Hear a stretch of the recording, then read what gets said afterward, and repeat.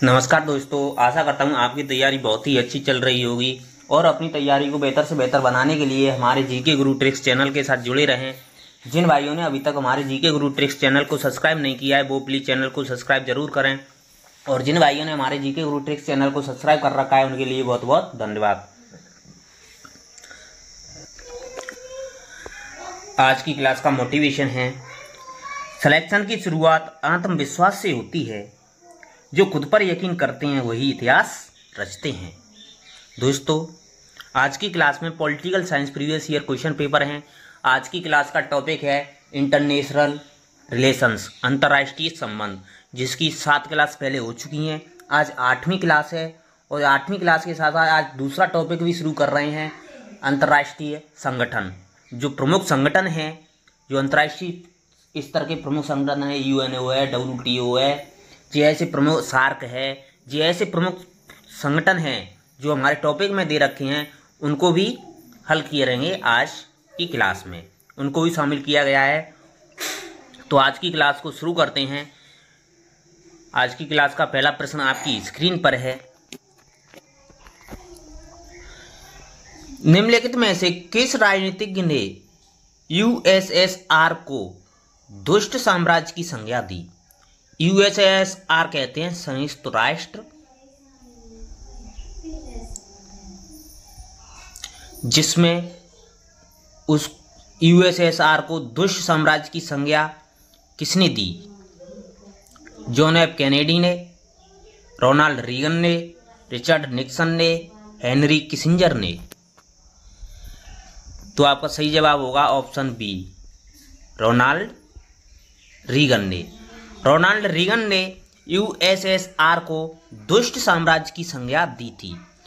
Ronald Reagan अमेरिकी राष्ट्रपति थे, अमेरिका के राष्ट्रपति थे, जिन्होंने यूएसएसआर को दुष्ट साम्राज्य की संज्ञा दी थी। यूएसएसआर, जिसका औपचारिक नाम सोवियत समाजवादी गणतंत्रों का संघ था, यूरेशिया के बड़े भूभाग पर विस्तृत एक देश था जो 1922 से 1992 तक अस्तित्व में रहा था। यह संघ साम्यवादी पार्टी, कम्युनिस्ट पार्टी द्वारा शासित किया जाता था, जिसका यूएसएसआर का विघटन 1992 में हो गया था। तो आपका सही जवाब होगा ऑप्शन बी, रोनाल्ड रीगन ने यूएसएसआर को दुष्ट साम्राज्य की संज्ञा दी थी। आपका अगला सवाल है, निम्नलिखित में से वह कौन सा समुच्चय है जिसका उपयोग खेल सिद्धांत गेम थ्योरी में निर्णय करने वालों के बीच राजनीतिक संवाद का विश्लेषण करने हेतु किया जाता है? गणित और कारण, कारण और तर्क, तर्क और युक्तिमूलकता, तर्क, गणित और तर्क? आपका सही जवाब होगा ऑप्शन सी, तर्क और युक्तिमूलकता। तर्क और युक्तिमूलकता का उपयोग खेल सिद्धांत गेम थ्योरी में निर्णय करने वालों के बीच राजनीतिक संवाद का विश्लेषण करने के लिए किया जाता है। अंतर्राष्ट्रीय राजनीति में खेल सिद्धांत है, गेम थ्योरी है, जिसका प्रयोग करने का श्रेय मॉर्टन कापलान और विलियम राइकर व टॉमस सेलिंग को जाता है। टॉमस सेलिंग को जाता है। तो आपका सही जवाब होगा ऑप्शन सी, तर्क और युक्तिमूलकता सिद्धांत। गेम थ्योरी है, खेल सिद्धांत है, जो मॉर्टन कापलान और थॉमस सेलिंग ने दिया था। आपका अगला सवाल है,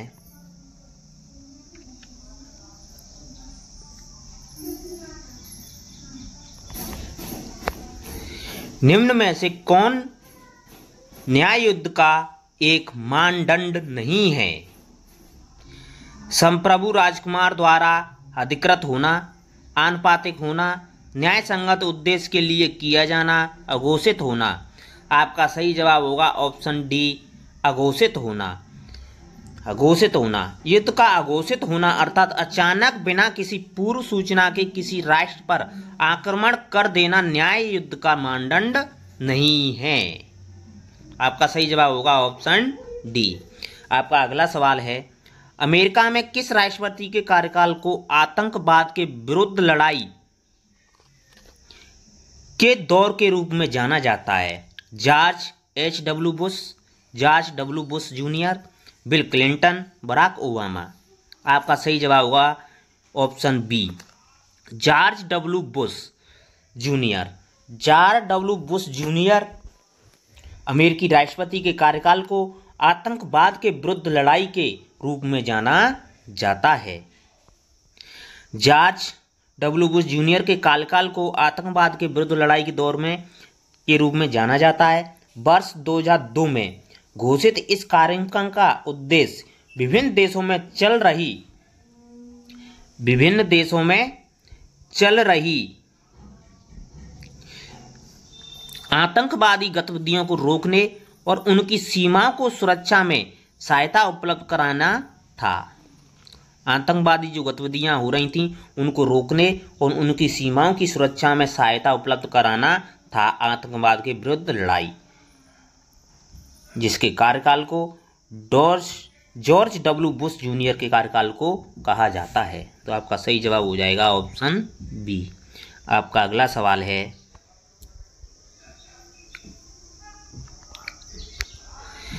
एक ध्रुवीय स्थिति जिसका उल्लेख जॉर्ज W. बुश जूनियर ने शक्ति के संतुलन के रूप में किया, जो हिमायती है सुरक्षा का, सहयोग का, शांति का, स्वतंत्रता का।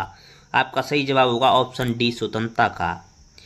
एक ध्रुवीय स्थिति जिसका उल्लेख जॉर्ज W. बुश जूनियर ने शक्ति संतुलन के रूप में किया था वह स्वतंत्रता है। स्वतंत्रता का उन्होंने उल्लेख किया था एक ध्रुवीय स्थिति के रूप में। आपका सही जवाब हो जाएगा ऑप्शन डी। आपका अगला सवाल है,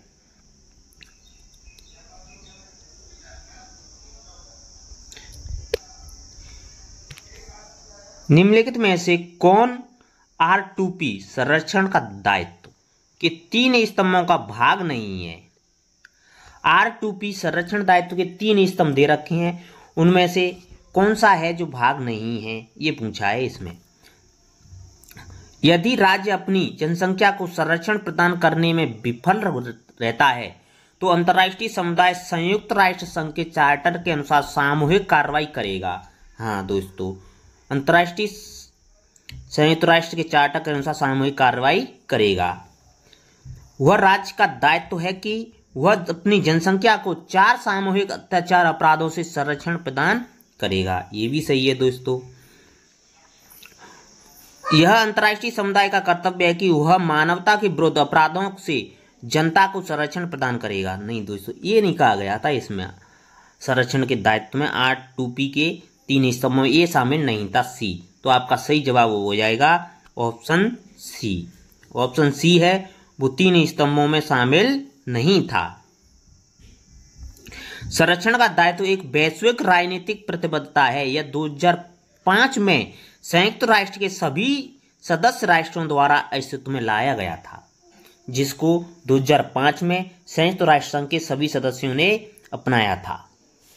यह मूलतः सामूहिक नरसंहार, युद्ध अपराध, एथनिक क्लींसिंग और मानवता के विरुद्ध अपराध को रोकने के उद्देश्य को लिए लाया गया था। आपका अगला सवाल है, जो भाई अभी तक हमारे चैनल पर नए जुड़े हैं उनसे प्लीज़ रिक्वेस्ट है कि प्लीज़ वो चैनल को सब्सक्राइब जरूर करें। यह किसका विचार था कि उत्तरजीविता राज्य की भौतिक क्षमता तथा अन्य राज्यों से इसकी संधियों पर निर्भर करती है? जॉर्ज मर्से, मेयर, केनेथ बाल्टज, थ्यूसिडाइडस, जे स्नाइडर। आपका सही जवाब होगा ऑप्शन बी, केनेथ बाल्टज। केनेथ बाल्टज ने कहा था कि उत्तरजीविता राज्य की भौतिक क्षमता तथा अन्य राज्यों से इसकी संधियों पर निर्भर करती है। यह कथन केनेथ बाल्टज ने कहा था। आपका अगला सवाल है,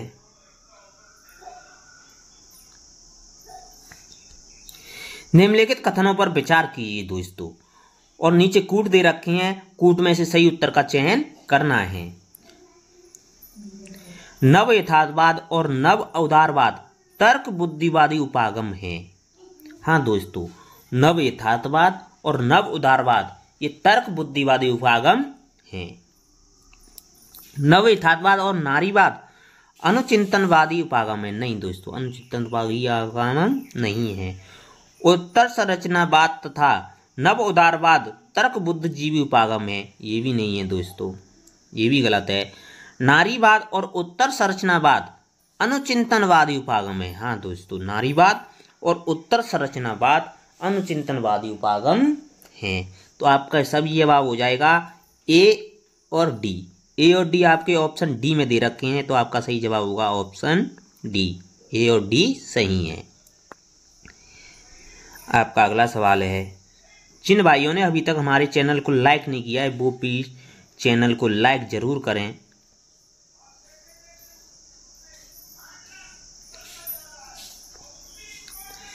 निम्नलिखित में से कौन से कथन नम्र शक्ति के बारे में सही है? नम्र शक्ति के बारे में कथन दे रखे हैं दोस्तों, उनमें से कौन से कथन है वो जो सही है उनके बारे में बताना है। तो नम्र शक्ति का उपयोग राज्यकर्ताओं द्वारा किया जा सकता है। हाँ दोस्तों, नम्र शक्ति है जिसका उपयोग राज्यकर्ताओं के द्वारा किया जा सकता है। नम्र शक्ति का उपयोग गैर राज्यकर्ताओं द्वारा किया जा सकता है। हाँ सही दोस्तों, नम्र शक्ति का उपयोग गैर राज्यों द्वारा भी किया जा सकता है। ये भी सही है दोस्तों। नम्र शक्ति शक्ति का दूसरा फलक होता है। हाँ दोस्तों, नम्र शक्ति है वो शक्ति का दूसरा फलक होता है। नम्र शक्ति आदर्शवाद का एक रूप है। नहीं दोस्तों, नम्र शक्ति आदर्शवाद का एक रूप नहीं है, तो इसमें डी शामिल नहीं होगा। तो आपका सही जवाब होगा ए, बी और सी, तीनों सही हैं। ए, बी, सी और सी दे रखे हैं आपके ऑप्शन नंबर सी में, तो आपका सही जवाब होगा ऑप्शन नंबर सी। ए, बी और सी सही है। आपका अगला सवाल है,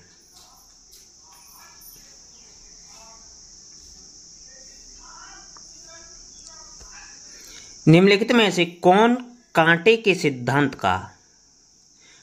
सिद्धांत का प्रभाव नहीं है जो युद्ध पर नियंत्रण के रूप में कार्य करता है? लोकतंत्र अन्य लोकतंत्रों के विरुद्ध बल का प्रयोग करने से परहेज करेगा। हाँ दोस्तों, आर्थिक रूप से महत्वपूर्ण व्यापार शांतिपूर्ण संबंधों को बनाए रखने में प्रोत्साहन का निर्माण करना। वैश्विक नागरिक समाज स्वयं प्रयास करता है। अंतर्राष्ट्रीय संगठन शांति को बढ़ावा देकर निर्णय निर्माताओं को नियंत्रित कर सकते हैं। आपका सही जवाब होगा ऑप्शन सी। वैश्विक नागरिक समाज स्वयं प्रयास करता है।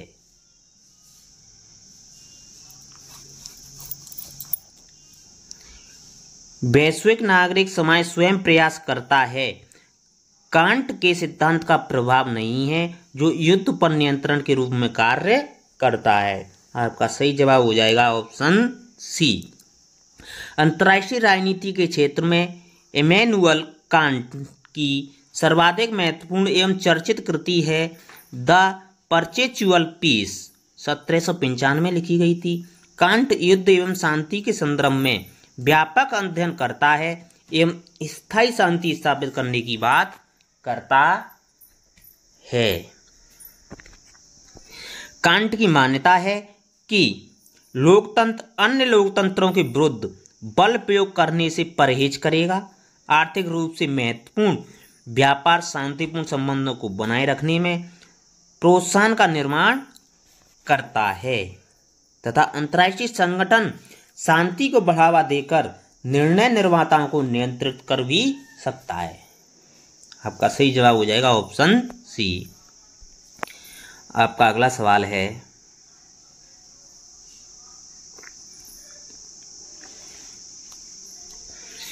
संघर्ष हिंसा तथा शांति के बारे में जोहान गाल्टुंग के प्रतिमानों के बारे में गलत कथन कौन सा है? गलत कथन पहचानने हैं दोस्तों, कौन सा गलत है। उन्होंने सुझाव दिया कि संघर्ष को परस्पर विरोध मनोवृत्ति तथा व्यवहार के त्रिकोण के रूप में देखा जा सकता है। हाँ दोस्तों, ये विचार तो उन्होंने दिया था कि उन्हें व्यवहार के रूप में देखा जा सकता है। उन्होंने संरचनात्मक सांस्कृतिक प्रत्यय और अप्रत्यक्ष हिंसा की बात की नहीं दोस्तों, इसकी बात नहीं की थी। उन्होंने शांति निर्माण और शांति स्थापना शांति रक्षा की चर्चा की थी, ये भी नहीं की थी उन्होंने प्रत्यक्ष युद्ध छद्म युद्ध और राज्य युद्ध की व्याख्या की थी। हाँ दोस्तों, इसकी व्याख्या की थी। तो इसमें गलत कथन पूछा है, तो गलत कथन है बी और सी। बी और सी गलत हैं, तो आपका सही जवाब हो जाएगा ऑप्शन बी। ऑप्शन बी में दे रखे हैं बी और सी, ये कथन गलत हैं, तो आपका सही जवाब होगा ऑप्शन बी। आपका अगला सवाल है, निम्नलिखित में से कौन सा युग्म सुमेलित नहीं है? युग्म दे रखे हैं दोस्तों, कौन सा युग्म है जो सुमेलित नहीं है, उसको देखना है। वर्ल्ड और ग्लोबल क्यूरिटी विश्व समुदाय अथवा मानव जाति से संबंधित है। हाँ दोस्तों, ये तो सही है। समाजीय सुरक्षा समाजीय आवश्यकताएं हैं, ये नहीं है दोस्तों, ये गलत है। समाजीय सुरक्षा का मूल आशय समाजीय आवश्यकताओं से नहीं है, ये गलत है। आर्थिक सुरक्षा कल्याण से है, हाँ ये सही है। पर्यावरण सुरक्षा संसाधन से, ये भी सही है। लेकिन जो समाजीय सुरक्षा है वो समाजीय आवश्यकताओं से संबंधित नहीं है, तो आपका सही जवाब हो जाएगा ऑप्शन बी। इसमें सुमेलित नहीं है ये पूछा है, तो आपका सही जवाब होगा ऑप्शन बी कि समाजीय सुरक्षा का मूल आशय समाजीय आवश्यकताओं से नहीं है। अंतर्राष्ट्रीय श्रम संगठन के अनुसार वह सुरक्षा जो समाज उचित संगठनों के माध्यम से अपने सदस्यों के साथ गठित होने वाली कुछ घटनाओं और जोखिम से बचाव के लिए प्रस्तुत करता है, सामाजिक सुरक्षा है। ये जोखिम रोग, मातृत्व, अयोग्यता, वृद्धावस्था तथा मृत्यु है। आपका अगला सवाल है,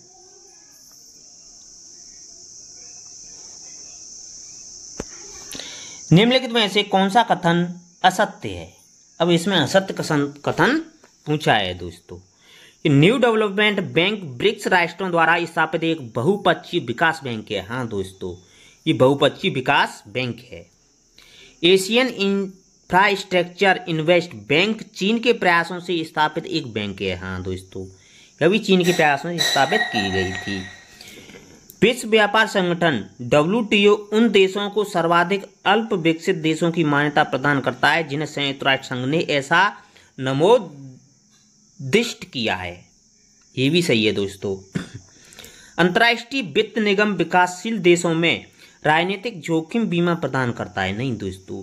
निजी क्षेत्र के विकास को प्रोत्साहन प्रदान करता है, नहीं दोस्तों, ये कथन गलत है, तो आपका सही जवाब हो जाएगा। असत्य कथन पूछा है, तो आपका सही जवाब होगा ऑप्शन डी। अंतर्राष्ट्रीय वित्त निगम की स्थापना 20 जुलाई 1956 को की गई थी, जिसका मुख्यालय वाशिंगटन DC में है।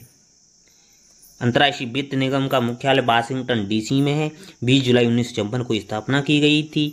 यह संयुक्त राष्ट्र का विशिष्ट अभिकरण है। अंतर्राष्ट्रीय वित्त निगम विश्व बैंक के क्रियाकलापों को अपना सहयोग देता है, जिससे कम विकसित सदस्य देशों में उत्पादनशील निजी उद्योगों को प्रोत्साहन किया जा सके। आपका सही जवाब होगा ऑप्शन डी। आपका अगला सवाल है,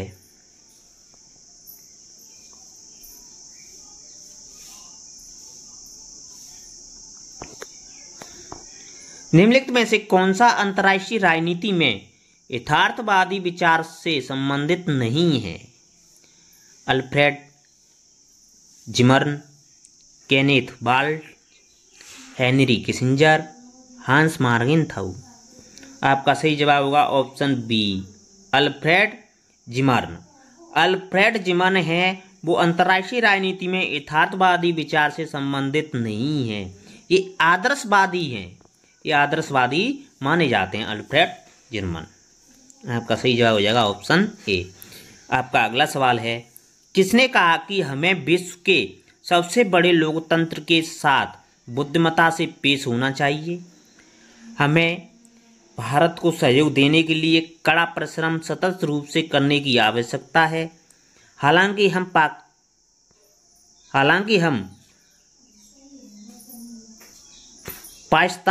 पाकिस्तान में अपने मित्रों की उपेक्षा भी नहीं करनी चाहिए।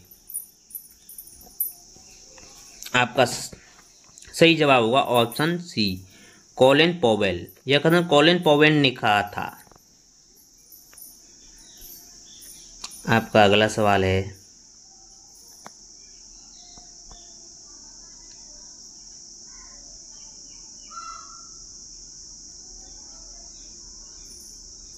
सूची 1 को सूची सेकंड से सुमेलित करना है। दोस्तों सूची 1 दे रखी है जिसमें क्रांति दे रखी है, फिर सूची 2 दे रखी है उसमें संबंध दे रखे हैं। तो सूची 1 को सूची 2 से सुमेलित करना है। सूची 1 में इस्लामिक क्रांति, इस्लामिक क्रांति है वो ईरान में चला गई आधुनिकीकरण विरोधी क्रांति है, तो आपका ए में हो जाएगा 2, ए में हो जाएगा 2। और रूसी क्रांति है वो बोल्शेविक पार्टी द्वारा शुरू की गई थी, तो आपका ऑप्शन बी में हो जाएगा 1, बी में हो जाएगा 1। गौरवपूर्ण क्रांति है वो इंग्लैंड में संवैधानिक सरकार की स्थापना के समय की गई थी, आपका सी में हो जाएगा 4। अतिनैतिक क्रांति है वो चार्ल्स द्वितीय की यादृच्छिक शक्ति को परिसीमित करने के लिए 1649 की क्रांति है, तो डी में हो जाएगा 3। तो आपका सही जवाब होगा 2, 1, 4, 3। अब 2, 1, 4, 3 आपके कौन से ऑप्शन में दे रखे हैं दोस्तों, वो देखना है। 2, 1, 4, 3, 2, 1, 4, 3 दे रखे हैं आपके ऑप्शन नंबर ए में, तो आपका सही जवाब होगा ऑप्शन ए। आपका अगला सवाल है,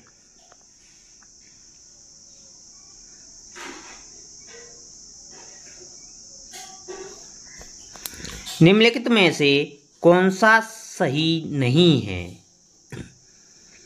कथन दे रखे हैं दोस्तों, इनमें से देखना है कौन सा सही नहीं है। अवधारणाएं दे रखी, राष्ट्र एक मनोवैज्ञानिक अवधारणा है। हाँ दोस्तों, राष्ट्र है वो एक मनोवैज्ञानिक अवधारणा है, ये तो सही है। राज्य एक कानूनी अवधारणा है, हाँ ये भी सही है। राष्ट्रवाद राष्ट्र के लिए योगदान है, ये भी सही है।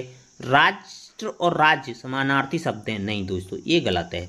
आपका सही जवाब हो जाएगा ऑप्शन डी, यह सही नहीं है। राष्ट्र और राज्य समानार्थी शब्द हैं, यह गलत है, ऑप्शन डी। आम बोलचाल की भाषा में राष्ट्र राज्य शब्द का प्रयोग समानार्थी या पर्यायवाची के रूप में किया जाता है, किंतु राजनीति के दृष्टिकोण से दोनों शब्द समानार्थी नहीं है। दोनों शब्द अलग अलग हैं, बल्कि भिन्न भिन्न आशय को प्रकट करते हैं। राष्ट्र और राज्य के मध्य विद्यमान अंतर को निम्नलिखित रूपों में व्यक्त किया गया है। राष्ट्र एवं राज्य राष्ट्र एवं सांस्कृतिक धारणा है, जबकि राज्य एक राजनीतिक अवधारणा है। राष्ट्र है वो सांस्कृतिक अवधारणा है और राज्य है वो राजनीतिक अवधारणा है। राष्ट्र के पास संप्रभुता का अभाव होता है और राज्य के पास संप्रभुता होती है, अर्थात संप्रभुता राज्य का आवश्यक गुण होता है। राष्ट्र किसी अन्य राज्य की अधीनता में रहकर अपना अस्तित्व बनाए रख सकता है, जबकि राज्य किसी अन्य राज्य की अधीनता में रहकर अपना अस्तित्व बनाए नहीं रख सकता है। तो आपका सही जवाब हो जाएगा ऑप्शन डी। आपका अगला सवाल है, पाकिस्तान में राजनीतिक विकास का अध्ययन निम्नांकित में से किस विद्वान द्वारा किया गया था। एल बिल्डर द्वारा, डेविड एप्टर द्वारा, कोलमैन द्वारा, डिगिंस द्वारा। तो आपका सही जवाब होगा ऑप्शन ए, एल बिल्डर द्वारा। पाकिस्तान में राजनीतिक विकास का अध्ययन एल बिल्डर द्वारा किया गया था। आपका अगला सवाल है, जिन भाइयों ने अभी तक हमारे जीके गुरु टिप्स चैनल को सब्सक्राइब नहीं किया है वो प्लीज चैनल को सब्सक्राइब जरूर करें। किसने राजनीतिक विज्ञान के दायरे को राजनीतिक समाजशास्त्र, राजनीतिक सिद्धांत, राजनीतिक संस्थाओं के समावेश के रूप में परिभाषित किया है। अरस्तु ने, हेंस जे मार्गेनथाउ ने, पॉल जेनेट ने, जेम्स विल्फोर्ड गार्डन ने, जॉर्ज हॉलैंड सविन ने। आपका सही जवाब होगा ऑप्शन बी, हेंस जे मार्गेनथाउ ने। हेंस जे मार्गेनथाउ हैं वो अंतर्राष्ट्रीय राजनीति के बहुत अग्रणी विचारक हैं, बहुत प्रमुख विचारक हैं, जिन्होंने कहा था कि राजनीतिक विज्ञान के दायरे को राजनीतिक समाजशास्त्र, राजनीतिक सिद्धांत, राजनीतिक संस्थाओं के समावेश के रूप में परिभाषित किया था। हेंस जे मार्गेनथाउ 20वीं शताब्दी के अंतर्राष्ट्रीय राजनीति के अध्ययन के अग्रणी विचारकों में से एक थे।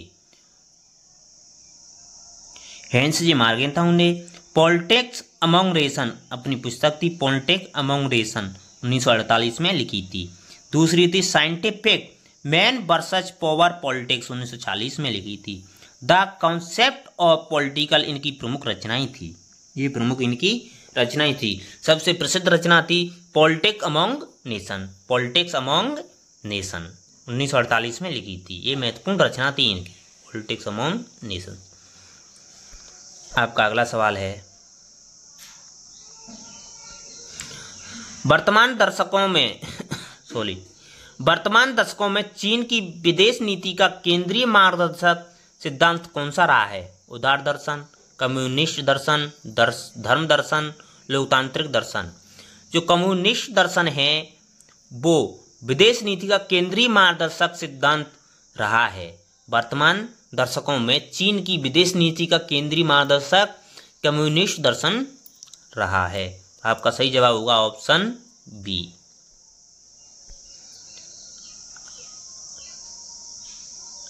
आपका अगला सवाल है, विदेश नीति में लंबी और अल्पकालिक प्रयासों की प्रकृति का निर्धारण क्या करता है? राष्ट्रीय कानून, राष्ट्रीय हित, परिवर्तनीय हित, शांति समझौता। आपका सही जवाब होगा राष्ट्रीय हित। किसी देश की विदेश नीति अपने राष्ट्रों की रक्षा के लिए, राष्ट्रीय हितों की रक्षा के लिए अंतर्राष्ट्रीय संबंधों के वातावरण में अपने लक्ष्यों को प्राप्त करने के लिए राज्य द्वारा चुनी गई स्वहितकारी रणनीतियों का समूह होती है और इन रणनीतियों का उद्देश्य अल्पकालिक और दीर्घकालिक हितों को प्राप्त करना है। विदेश नीति के अंतर्गत राष्ट्रीय हितों की प्राप्ति के लिए दोनों स्तरों का प्रयास किया जा सकता है। आपका अगला सवाल है, जिन भाइयों ने अभी तक हमारे जीके गुरु टेक्स्ट चैनल को लाइक नहीं किया है वो प्लीज़ चैनल को लाइक ज़रूर करें, और जो भाई हमारे चैनल पर अभी नए जुड़े हैं उनसे प्लीज़ रिक्वेस्ट है कि वो चैनल को सब्सक्राइब जरूर करें। आपका अगला सवाल है, निम्नलिखित में से कौन से विकल्प सही सुमेलित हैं? जो विकल्प दे रखे हैं उनमें से सही सुमेलित कौन से हैं वो देखना है दोस्तों। नियो जस्ट बार डॉक्ट्रिन है वो जॉर्ज बुश का है। हाँ दोस्तों ये सही है, पहला सही है। नियो जस्ट बार डॉक्ट्रिन है वो जॉर्ज बुश का है। अब पाक पॉलिसी है वो बराक ओबामा की है। हाँ दोस्तों ये सही है, दूसरा भी सही है। Sustainable development goals Kofi Annan की है। नहीं दोस्तों ये बान की मून की है, ये बान की मून की है, तो ये हो जाएगा गलत। Atom for piece policy John F Kennedy की। नहीं दोस्तों एटम फॉर पीस पॉलिसी है वो डेविड आइजनहोवर की है। ये आइजनहोवर की है तो ये भी गलत हो जाएगा, तो 4 भी गलत हो जाए, 3 भी गलत है। इसमें पूछा है सुमेलित, तो 1 और 2 सुमेलित हैं, तो आपके ऑप्शन ए में दे रखे हैं 1 और 2 सुमेलित हैं, तो आपका सही जवाब होगा ऑप्शन ए। आपका अगला सवाल है, निम्नलिखित में से कौन सा देश अव्यक्त परमाणु क्षमता का उदाहरण है? भारत, जापान, चीन, उत्तर कोरिया। आपका सही जवाब होगा ऑप्शन बी जापान। जापान है वो अव्यक्त परमाणु क्षमता का उदाहरण है। जापान में अव्यक्त परमाणु क्षमता पाई जाती है। सॉरी दोस्तों। आपका अगला सवाल है, भारत अमेरिका असैनिक परमाणु करार के अन्य नाम क्या हैं? परमाणु आयुध करार, 1-2-3 करार, अपसार संधि, परमाणु ऊर्जा अधिनियम, IAEA। तो आपका सही जवाब होगा ऑप्शन बी 1-2-3 करार। तत्कालीन भारतीय प्रधानमंत्री मनमोहन सिंह की वाशिंगटन यात्रा के दौरान मनमोहन सिंह और राष्ट्रपति जॉर्ज बुश द्वारा जारी 18 जुलाई 2005 को संयुक्त वक्तव्य में भारत और अमेरिका ने घोषणा की कि वे असैनिक परमाणु ऊर्जा में सहयोग करेंगे। इस करार का एक अन्य नाम था 1-2-3 करार भी है। आपका अगला सवाल है,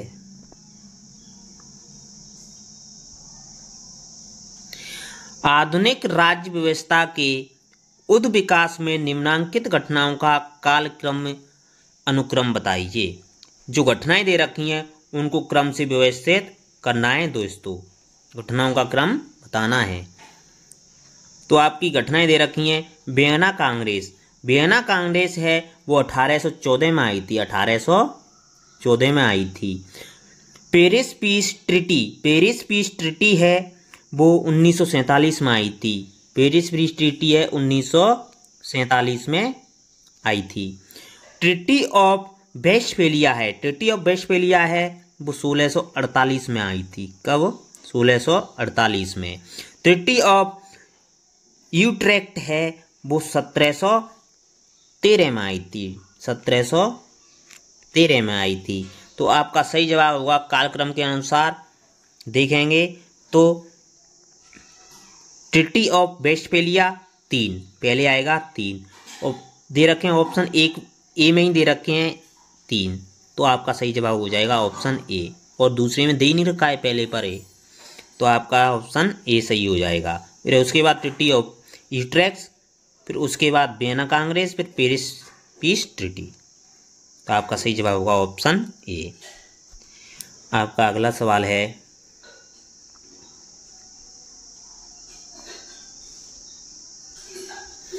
शक्ति संतुलन की स्थापना के लिए निम्नलिखित में से कौन सा साधन नहीं है। शक्ति संतुलन की स्थापना के लिए जो साधन दे रखे हैं इनमें से कौन सा साधन नहीं है उसको बताना है दोस्तों। विभाजन तथा समान शासन की नीति, हाँ इससे शक्ति का स्थापना होती है, शक्ति संतुलन की स्थापना होती है विभाजन तथा शासन की नीति से। मध्यवर्ती राज्य, हाँ मध्यवर्ती राज्यों के बीच ही होती है, हस्तक्षेप भी होता है इसमें, उदारीकरण की नीति नहीं होती है दोस्तों। तो आपका सही जवाब हो जाएगा ऑप्शन सी, उदारीकरण की नीति है वो शक्ति संतुलन स्थापना का साधन नहीं है, यह विश्व अर्थव्यवस्था का साधन है। विश्व अर्थव्यवस्था के विस्तार के लिए उदारीकरण की नीति अपनाई जाती है, यह शक्ति संतुलन की स्थापना के लिए नहीं अपनाई जाती है। तो आपका सही जवाब हो जाएगा ऑप्शन सी। आपका अगला सवाल है यथार्थवाद का विचार परिभ्रमण करता है शक्ति एवं सुरक्षा के साथ, युद्ध के साथ, विचारधारा के साथ, राष्ट्रीय हित के साथ। तो आपका सही जवाब होगा ऑप्शन डी, राष्ट्रीय हित के साथ। यथार्थवाद का विचार परिभ्रमण करता है शक्ति एवं राष्ट्रीय हित के साथ। आपका अगला सवाल है अंतर्राष्ट्रीय राजनीति में उदारवादी परिप्रेक्ष्य के विकास में निम्नलिखित में से कौन महत्वपूर्ण व्यक्ति थे। Thomas Hobbes, Woodrow Wilson, Henry J Morgenthau, Henry Kissinger. आपका सही जवाब होगा ऑप्शन बी, वुडरो विल्सन। अंतर्राष्ट्रीय राजनीति में उदारवादी परिप्रेक्ष्य के विकास में वुडरो विल्सन महत्वपूर्ण योगदान निभाया था। वुडरो विल्सन ने, वुडरो विल्सन है उदारवादी परिप्रेक्ष्य में, अंतर्राष्ट्रीय राजनीति के उदारवादी परिप्रेक्ष्य में बहुत महत्वपूर्ण योगदान निभाया था। तो आपका सही जवाब होगा ऑप्शन बी। आपका अगला सवाल है मार्टिन बेट ने अंतर्राष्ट्रीय राजनीति की 3 दार्शनिक परंपराओं का बल दिया था। वे हैं यथार्थवाद, उदारवाद, मार्क्सवाद। यथार्थवाद, बुद्धिवाद, क्रांतिवाद। हाँ दोस्तों, यथार्थवाद, बुद्धिवाद और क्रांतिवाद। मार्टिन बेट ने अंतर्राष्ट्रीय राजनीति 3 दार्शनिक परंपराओं पर बल दिया था। जो परंपराएं हैं वो हैं यथार्थवाद, बुद्धिवाद और क्रांतिवाद। इन तीनों ही परंपराओं पर मार्टिन बेट ने सर्वाधिक प्रयोग किया था। आपका सही जवाब हो जाएगा ऑप्शन बी। आपका अगला सवाल है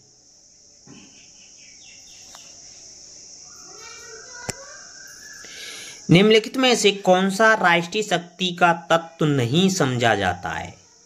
नेतृत्व, राष्ट्रीय चरित्र, राष्ट्रीय संसाधन, दल प्रणाली। तो आपका सही जवाब होगा दल प्रणाली।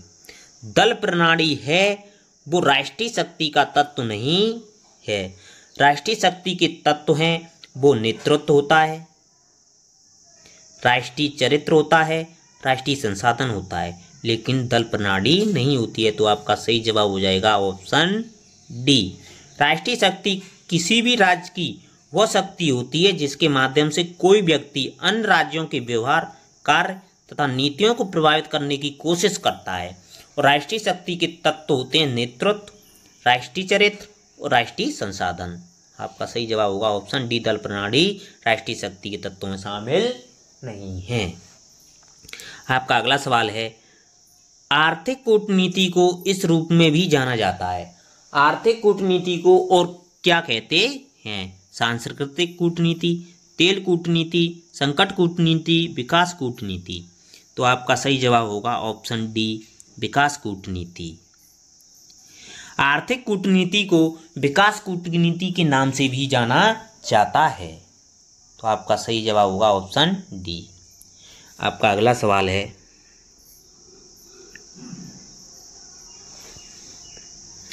विदेश नीति बनाने के मार्गदर्शक के रूप में अंतर्राष्ट्रीय राजनीति में यथार्थवाद अनिवार्यतः एक प्रकार है बहुसांस्कृतिकवाद का, नवग्रामसीवाद का, निर्भरता संप्रदाय का, उदार अंतर्राष्ट्रवाद का। आपका सही जवाब होगा ऑप्शन डी, उदार अंतर्राष्ट्रवाद का। विदेश नीति बनाने के मार्गदर्शक के रूप में अंतर्राष्ट्रीय राजनीति में आदर्शवाद अनिवार्यतः उदार अंतर्राष्ट्रीयवाद का एक प्रकार है। उदार अंतर्राष्ट्रीयवाद वैश्वीकरण का ही एक लघु रूप है जो अंतर्राष्ट्रीय व्यापार को लचीला बनाना चाहता है। उदार अंतर्राष्ट्रीयवाद है जो वैश्वीकरण का छोटा रूप है, जो अंतर्राष्ट्रीय व्यापार है उसको लचीला, कमजोर बनाना चाहता है, लचीला बनाना चाहता है। तो आपका सही जवाब होगा ऑप्शन बी। आपका अगला सवाल है,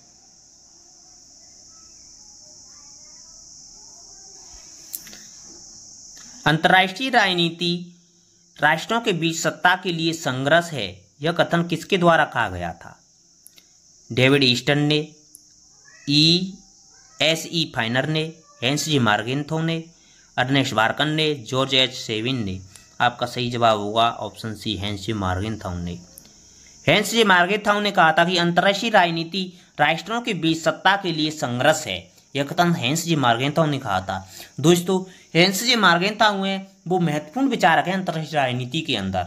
तो हेंस जी मार्गेंथौ के जितने भी विचार हैं, जितने भी विचार दिए हैं उन्होंने, जितने भी कथन कहे हैं, वो सभी आपको ध्यान में रखने हैं, उनको विशेषकर ध्यान करना है। अंतर्राष्ट्रीय राजनीति में हेंस जे मार्गेंथौ को विशेषकर ध्यान में रखना है। तो उससे जरूर प्रश्न बनता है हेंस जे मार्गेंथौ से। तो हेंस जे मार्गेंथौ के टॉपिक को आपको कंप्लीट करके रखना है।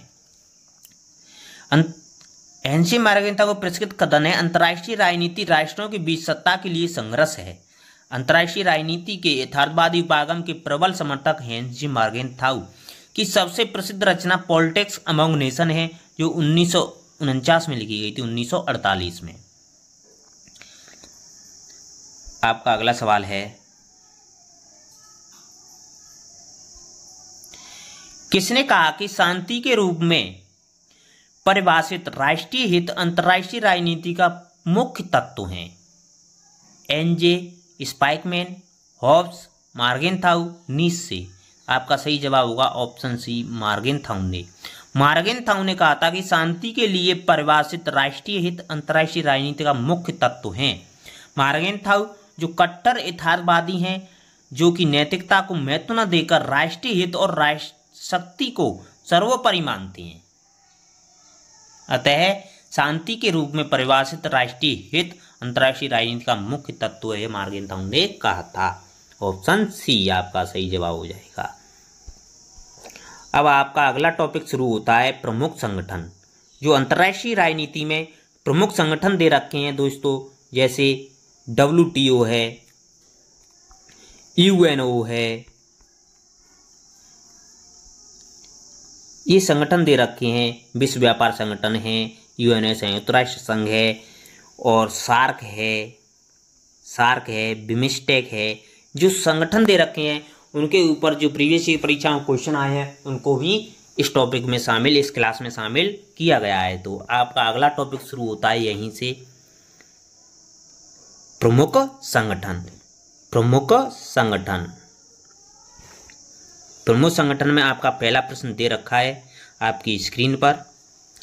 किस संधि ने यूरोपीय संघ की नागरिकता स्थापित की? रोम की संधि 1957 ने, मास्ट्रिच की संधि 1992 ने, एम्स्टर्डम की संधि 1997 ने, नीस की संधि 2001 ने। तो आपका सही जवाब होगा ऑप्शन बी, maastricht की संधि 1992 ने। maastricht की संधि 1992 ने यूरोपीय संघ की नागरिकता स्थापित की थी। maastricht संधि 1992 में यूरोपीय संघ की नागरिकता स्थापित की गई थी। 1992 में maastricht संधि के द्वारा इसके तहत नागरिकों को सदस्य राज्यों के मध्य स्वतंत्र रूप से रहने तथा स्थानांतरित करने की अनुमति मिली थी। इसे यूरोपीय संघ की संधि भी कहा जाता है। maastricht संधि को यूरोपीय संघ की संधि के रूप में भी जाना जाता है। इस संधि को नीदरलैंड के maastricht में यूरोपीय समुदाय के सदस्यों द्वारा 7 फरवरी 1992 को अपनाया गया था, ताकि यूरोपीय एकीकरण को आगे बढ़ाया जा सके। जो यूरोपीय संघ के देश हैं उनको आगे बढ़ाया जा सके। तो आपका सही जवाब होगा ऑप्शन बी, maastricht की संधि 1992 के तहत यूरोपीय संघ की नागरिकता स्थापित की गई थी। आपका अगला सवाल है,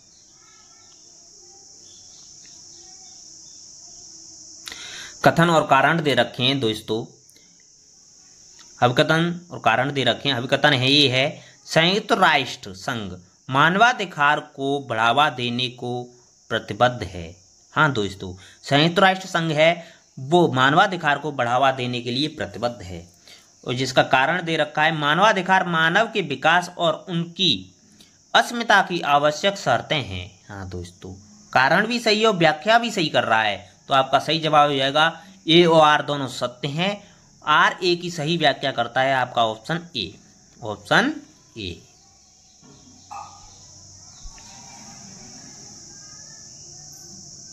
आपका अगला सवाल है, अंतर्राष्ट्रीय सौर परिसंधि ISA को हस्ताक्षरित करने वाला 5वां देश निम्न में से कौन सा है? Israel, England, Germany, Australia. आपका सही जवाब होगा ऑप्शन सी, जर्मनी। अंतर्राष्ट्रीय सौर परिसंधि पर हस्ताक्षर करने वाला 5वां देश जर्मनी बन गया है। वर्तमान में अंतर्राष्ट्रीय सौर संगठन ISA के महानिदेशक डॉक्टर अजय माथुर हैं। ISA के महानिदेशक हैं वो डॉक्टर अजय माथुर हैं। जिसका 5वां सदस्य देश है वो जर्मनी बन गया है। आपका अगला सवाल है, कथन और कारण दे रखे हैं दोस्तों। कथन दे रखा है, अब प्रत्येक देश संघर्ष की मीडिया छवियों की काफी हद तक छेड़छाड़ करता है और पत्रकार वास्तव में पर्यवेक्षकों से सक्रिय प्रतियोगियों में तब्दील हो चुके हैं। हाँ दोस्तों, कथन सही है।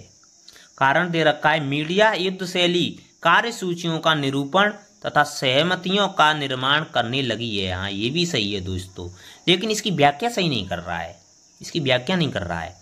तो आपके कथन और कारण दोनों सही हैं, ए और आर दोनों सत्य हैं। तो आर ए की सही व्याख्या नहीं करता है, तो ऑप्शन बी हो जाएगा आपका सही जवाब। आपका अगला सवाल है, USDFC के साथ किस संस्था ने भारत में छत आधारित सौर परियोजनाओं की खातिर USD 41 मिलियन कर्ज प्रतिभूति की घोषणा की? IMF, विश्व बैंक, USD, NDB। आपका सही जवाब होगा option C, USAID। United State Agency for International Development USAID और US International Development Finance Corporation DFC ने 41 मिलियन अमेरिकी डॉलर के ऋण गारंटी कार्यक्रम की घोषणा की।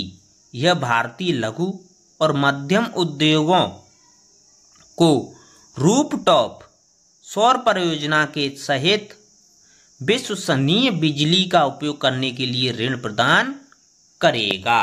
आपका सही जवाब हो जाएगा ऑप्शन सी, आपका अगला सवाल है,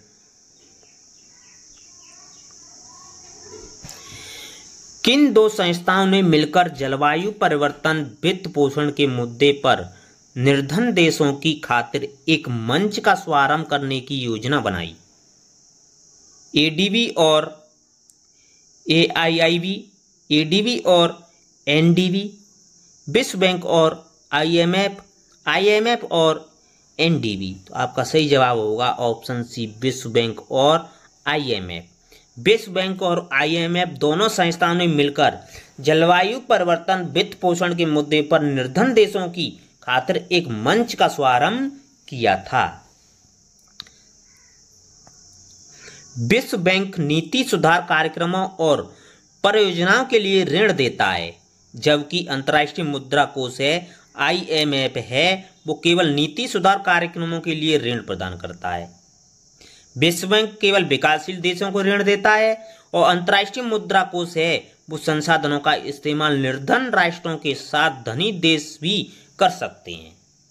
आपका सही जवाब होगा ऑप्शन सी। आपका अगला सवाल है, संयुक्त राष्ट्र की आर्थिक तथा सामाजिक परिषद में कितने सदस्य हैं? 54, 44, 74, 64। आपका सही जवाब होगा ऑप्शन ए, 54। 54 सदस्य हैं, वो संयुक्त राष्ट्र की आर्थिक एवं सामाजिक परिषद के सदस्य हैं। संयुक्त राष्ट्र की आर्थिक एवं सामाजिक परिषद की स्थापना 1945 में की गई थी। प्रारंभ में इस परिषद में 18 सदस्य थे। 1965 में संयुक्त राष्ट्र अधिकार पत्र को संशोधित करके इसके सदस्यों की संख्या बढ़ाकर 27 कर दी तथा 1971 में इसके सदस्यों की संख्या बढ़ाकर 54 कर दी गई। आर्थिक एवं सामाजिक परिषद के प्रत्येक सदस्य राज्य का एक प्रतिनिधि होता है। 1992 में आर्थिक और सामाजिक परिषद के अधिकारों को बढ़ाया गया था और आर्थिक एवं सामाजिक परिषद के सदस्य देश हैं वो 54 सदस्य देश हैं। तो आपका सही जवाब होगा ऑप्शन ए। आपका अगला सवाल है, आसियान का गठन कब हुआ था? अगस्त 1967 में, जुलाई 1975 में, मार्च 1969 में, सितंबर 1970 में। तो आसियान का गठन अगस्त 1967 में हुआ था। आसियान है जिसका गठन 8 अगस्त 1967 को हुआ था। आसियान का पूरा नाम association of south east Asian national है। दक्षिण पूर्व एशिया प्रशांत के उपनिवेशी राष्ट्रों के बढ़ते तनाव के बीच राजनीतिक और सामाजिक स्थिरता को बढ़ावा देने के लिए स्थापित किया गया था। आसियान का आदर्श वाक्य one vision, one identity, one community, one vision, by identity, one community ASEAN का प्रमुख आदर्श वाक्य है। आसियान की स्थापना 8 अगस्त 1967 को की गई थी। 8 अगस्त को आसियान दिवस के रूप में मनाया जाता है। तो आपका सही जवाब हो जाएगा ऑप्शन ए। आपका अगला सवाल है, संयुक्त राष्ट्र संघ सुरक्षा परिषद में कितने अस्थायी सदस्य हैं? 5, 9, 10, 12। आपका सही जवाब होगा ऑप्शन सी, 10। संयुक्त राष्ट्र संघ यूएनओ है जिसमें सुरक्षा परिषद के 10 अस्थायी सदस्य हैं और 5 स्थायी सदस्य हैं। 5 सदस्य हैं वो स्थायी सदस्य हैं और 10 अस्थायी सदस्य हैं। संयुक्त राष्ट्र सुरक्षा परिषद की स्थापना 1945 में संयुक्त चार्टर द्वारा की गई थी। यह संयुक्त राष्ट्र के 6 प्रमुख अंगों में से एक है। संयुक्त राष्ट्र के अन्य 5 अंगों में शामिल संयुक्त राष्ट्र महासभा, ट्रस्टीशिप परिषद, आर्थिक और सामाजिक परिषद, अंतर्राष्ट्रीय न्यायालय एवं सचिवालय। इसके 6 अंग हैं। संयुक्त राष्ट्र यूएनओ के 6 अंग हैं जिसमें संयुक्त राष्ट्र की महासभा होती है, ट्रस्टीशिप परिषद, आर्थिक और सामाजिक परिषद, अंतर्राष्ट्रीय न्यायालय एवं सचिवालय। मुख्य तौर पर अंतर्राष्ट्रीय शांति एवं सुरक्षा बनाए रखने हेतु उत्तरदायी है। इसका मुख्य उद्देश्य यही है कि अंतर्राष्ट्रीय स्तर पर शांति एवं सुरक्षा बनाए रखना है। इस परिषद का मुख्यालय न्यूयॉर्क में है। मुख्यालय न्यूयॉर्क में। यूएनओ का मुख्यालय कहाँ है? न्यूयॉर्क में है। सुरक्षा परिषद के कुल 15 सदस्य देश हैं, जिसमें से 5 स्थायी सदस्य देश हैं, 10 अस्थायी सदस्य देश हैं। अस्थायी सदस्य हैं जो जिनका कार्यकाल 2 वर्ष का होता है। कार्यकाल 2 वर्ष बाद चुने जाते हैं। आपका सही जवाब हो जाएगा ऑप्शन सी। आपका अगला सवाल है, गुटनिरपेक्षता से तात्पर्य है तटस्थता, अलगाववाद, किसी शक्ति गुटों से अलग होने की नीति, इनमें से कोई नहीं। आपका सही जवाब होगा ऑप्शन सी। किसी शक्ति गुटों से अलग होने की नीति ही गुटनिरपेक्षता है। गुटनिरपेक्षता में किसी शक्ति गुटों से अलग रहने की नीति है।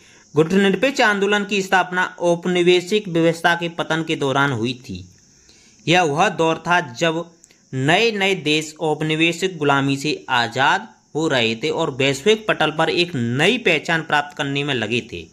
भारत भी इन्हीं देशों में से एक था। गुटनिरपेक्ष आंदोलन का पहला सम्मेलन 1961 में बेलग्रेड में आयोजित किया गया था, जिसमें जवाहरलाल नेहरू, यूगोस्लाविया के राष्ट्रपति सुकर्णो, मिस्र के राष्ट्रपति नासिर और घाना के राष्ट्रपति क्वामे नुक्रमा जैसे नेताओं ने भाग लिया था।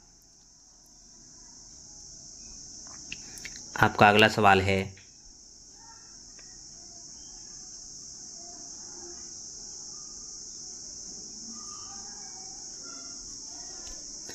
अंतर्राष्ट्रीय न्यायालय अवस्थित है।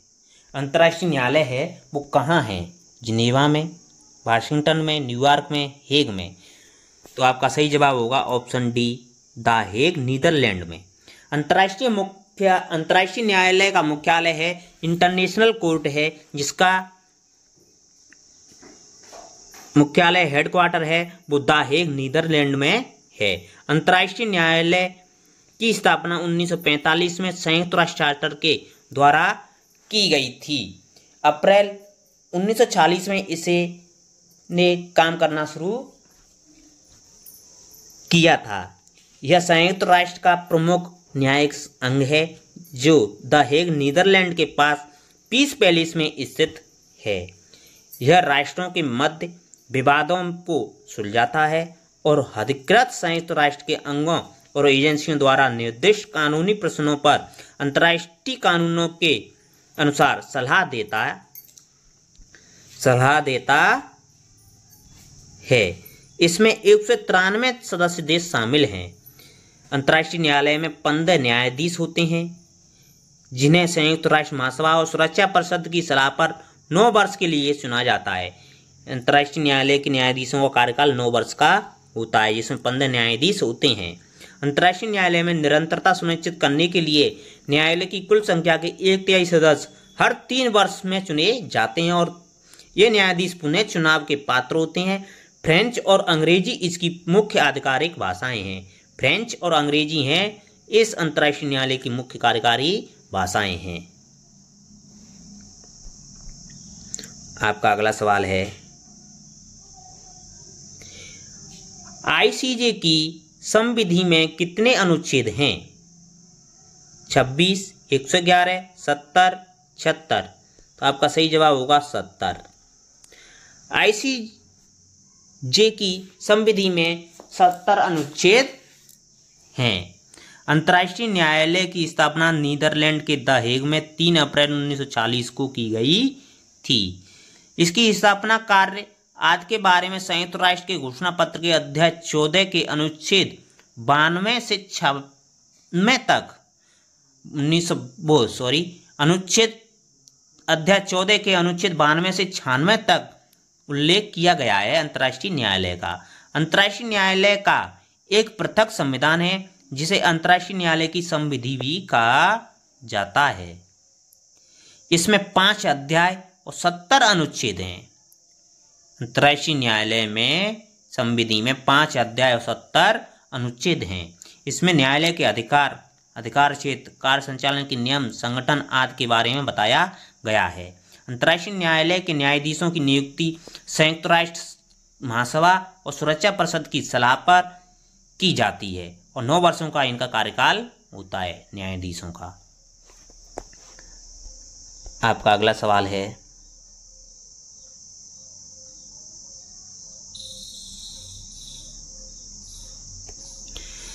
किसने कहा कि राष्ट्र संघ एक शिथिल संघीय ढांचा है? पिटमैन, बी पोटर ने, गैथन हार्डी ने, ऑर्गेन्सकी, डीजे हिल्स ने, पिटमैन बी आपका सही जवाब होगा पिटमैन बी पोटर ने, option A. Pitman B Potter ने संयुक्त राष्ट्र संघ के बारे में कहा था कि शिथिल संघीय ढांचा। पिटमैन ने कहा कि संयुक्त राष्ट्र संघ एक शिथिल संघीय ढांचा है, तो आपका सही जवाब होगा ऑप्शन ए। आपका अगला सवाल है,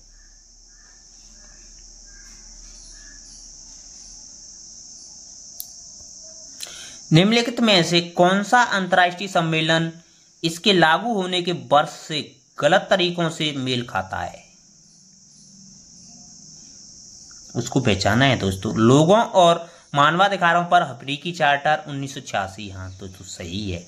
मानवाधिकारों पर यूरोपीय सम्मेलन, ये गलत है दोस्तों, तो आपका सही जवाब हो जाएगा ऑप्शन बी, ऑप्शन बी। मानवाधिकार यूरोपीय सम्मेलन में आया था, वो 1979 में आया था। लोगों और मानवाधिकारों पर अफ्रीकी चार्टर को बुंजुल चार्टर के नाम से, बजुल चार्टर के नाम से भी जाना जाता है, बजुल चार्टर के नाम से भी जाना जाता है। इसे 1979 में स्वीकार किया गया था और 1986 से लागू हुआ था। मानवाधिकारों पर यूरोपीय सम्मेलन 1950 में हुआ और यह 1953 में लागू हुआ था, 1953 में लागू हुआ था। आर्थिक, सामाजिक और सांस्कृतिक अधिकारों पर अंतर्राष्ट्रीय करार पर 1966 में हस्ताक्षर किए गया और 1976 में लागू हुआ था। मानवाधिकार पर अमेरिकी कन्वेंशन को सन जोस समझौता के नाम से भी जाना जाता है। 1969 में सन जोस समझौता पर हस्ताक्षर किए गए तो 1978 लागू हुआ था। आपका सही जवाब हो जाएगा ऑप्शन बी। आपका अगला सवाल है, G77 के कुल सदस्य देशों की वर्तमान में संख्या कितनी है? 77, 154, 134, 107। तो आपका सही जवाब होगा ऑप्शन सी, 134। G77 समूह के 134 विकासशील देश हैं, 100 विकासशील देश हैं, जिसका मुख्यालय जिनेवा में स्थित है। जिसका मुख्यालय कहाँ है? जिनेवा में है। आपका अगला सवाल है,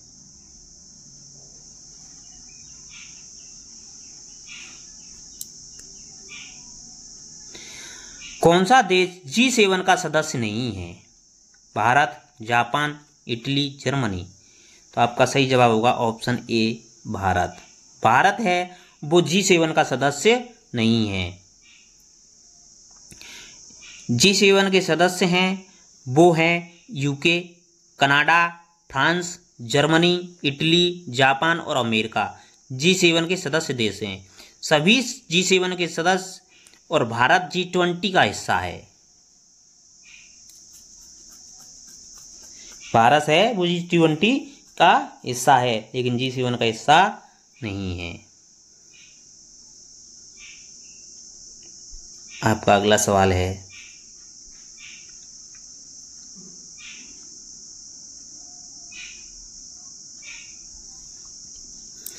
निम्न में से कौन सा देश बिम्स्टेक का सदस्य नहीं है?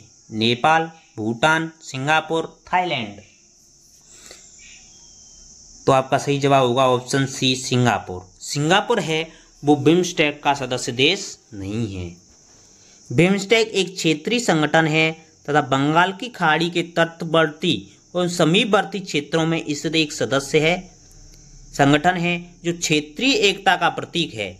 बिम्स्टेक का गठन 1997 में बैंकॉक घोषणा के माध्यम से की गई थी। इसका गठन 4 सदस्य राष्ट्रों के साथ किया गया था, जिसका संक्षिप्त नाम है बिम्स्टेक। बिम्स्टेक बांग्लादेश, भारत, श्रीलंका और थाईलैंड आर्थिक सहयोग था। 1997 में म्यांमार के शामिल होने के बाद इसका नाम बदलकर बिम्स्टेक कर दिया गया। वर्ष 2004 में नेपाल और भूटान इसमें शामिल होने के बाद इस संगठन का नाम बदलकर Bay of Bengal Initiative for Multi Sectoral Technical and Economic Cooperation कर दिया गया। इसके 7 सदस्यों में से 5 दक्षिण एशिया से हैं, जिनमें बांग्लादेश, भूटान, भारत, नेपाल और श्रीलंका शामिल हैं। 2 म्यांमार और थाईलैंड हैं, वो पूर्वी एशिया से हैं। आपका अगला सवाल है,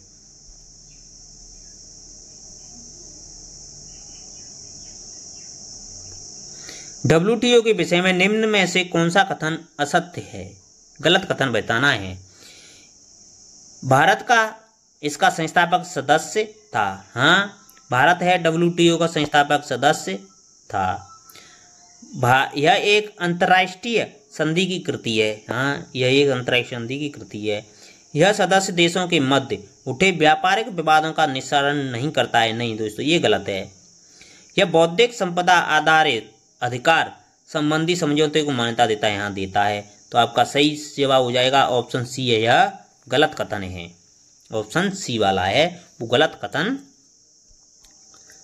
कथन है। विश्व व्यापार संगठन WTO वर्ल्ड ट्रेड ऑर्गेनाइजेशन एकमात्र वैश्विक अंतर्राष्ट्रीय संगठन है जो राष्ट्रों के मध्य व्यापार नियमों से संबंधित है। विश्व WTO के संबंध में कुछ बातें भारत इसका संस्थापक था। यह एक अंतर्राष्ट्रीय संधि की कृति है। यह बौद्धिक संपदा अधिकार संबंधी समझौते को मान्यता देता है। WTO की वैश्विक प्रणाली बातचीत के माध्यम से व्यापार बाधाओं को कम करती है एवं भेदभाव रहित सिद्धांत के अंतर्गत कार्य करती है। WTO की स्थापना 1995 में की गई थी। आपका अगला सवाल है,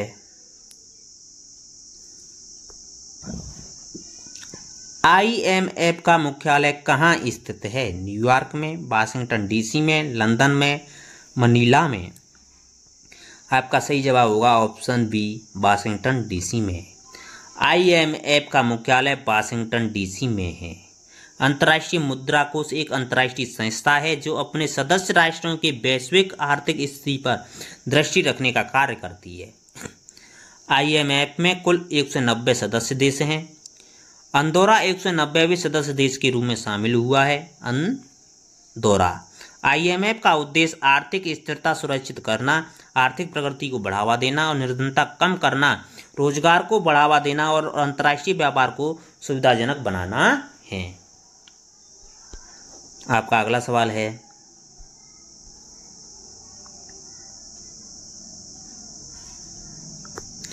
संयुक्त राष्ट्र चार्टर मुख्यतः पूर्णतः व्यक्तिगत मानव अधिकारों से संबंधित है। राज्य के बीच संबंध है।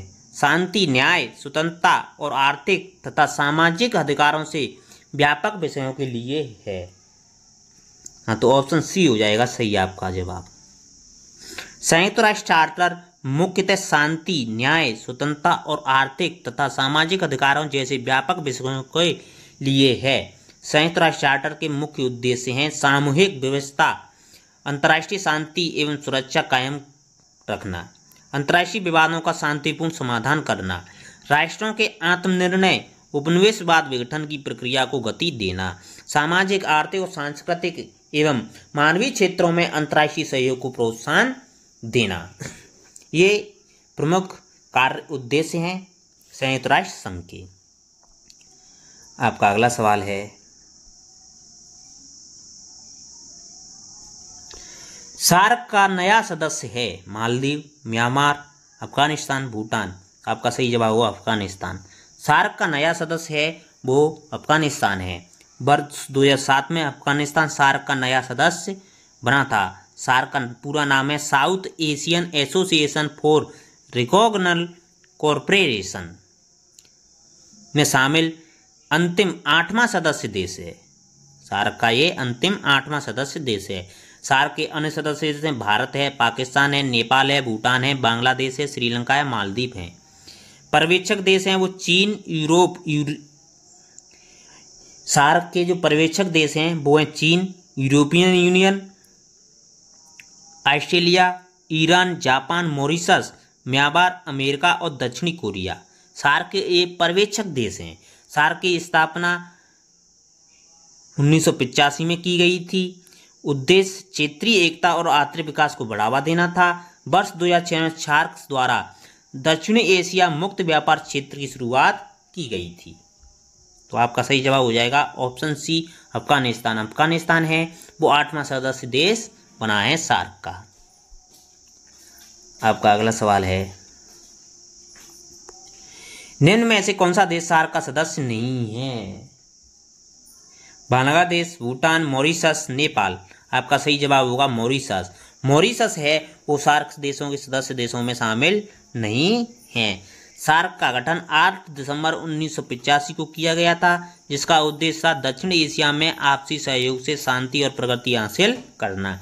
वर्तमान में सार्क के 8 सदस्य देश हैं, जिनमें भारत है, पाकिस्तान है, बांग्लादेश है, श्रीलंका, नेपाल, भूटान, मालदीव और अफगानिस्तान। अफगानिस्तान है वो अंतिम 8वां देश बना है 2007 में। मॉरिशस है उसका सदस्य देश नहीं है। तो आपका सही जवाब हो जाएगा ऑप्शन सी।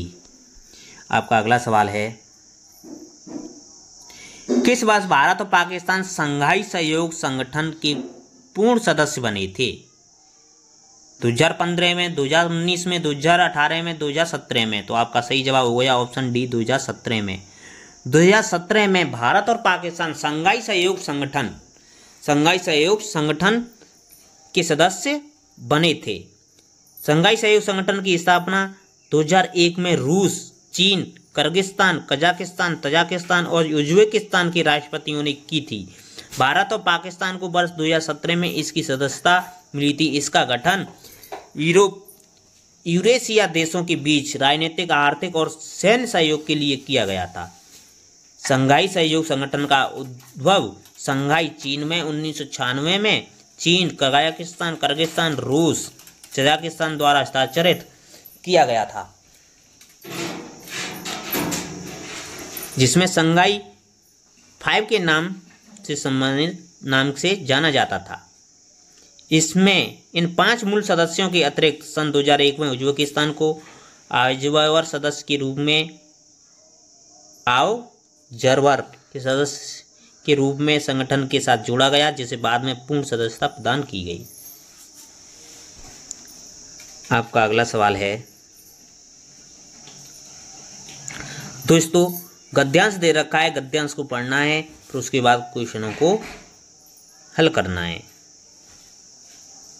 पढ़ लेना गद्यांश को आराम से, जिसका क्वेश्चन दे रखा है, संयुक्त राष्ट्र किस आधार पर राज्य के मामलों में हस्तक्षेप कर सकता है? राज्य सरकार की स्पष्ट सहमति के आधार पर। हाँ दोस्तों, संयुक्त राष्ट्र है वो राज्य सरकार की स्पष्ट सहमति के आधार पर राज्य के मामलों में हस्तक्षेप कर सकता है। तो आपका सही जवाब हो जाएगा ऑप्शन ए। आपका अगला सवाल है,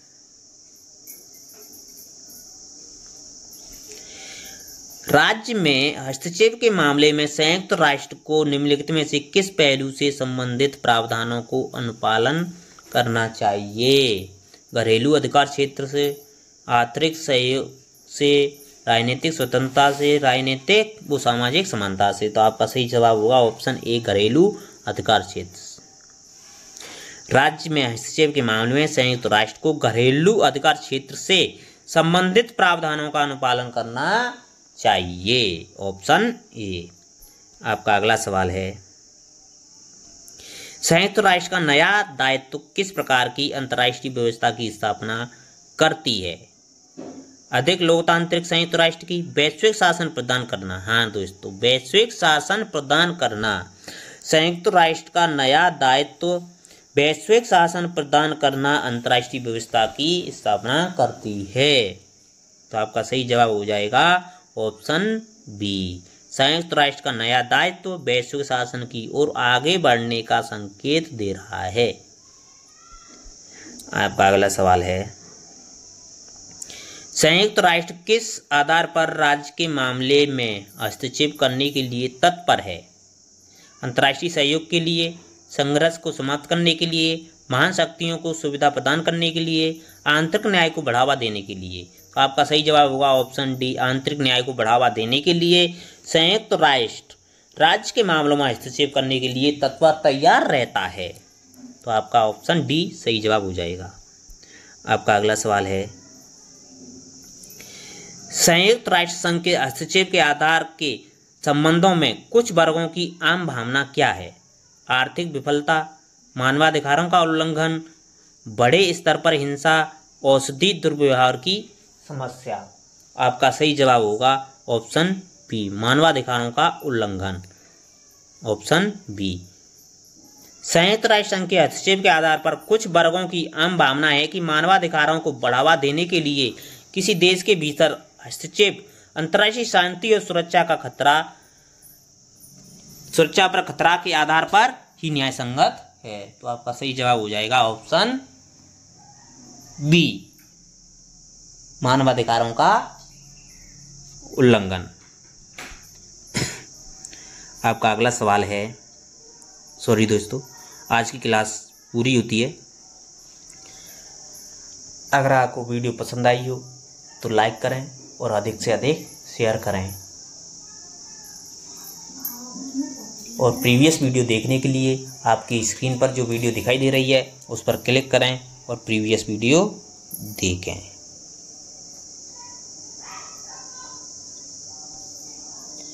धन्यवाद दोस्तों, आपका दिन शुभ हो।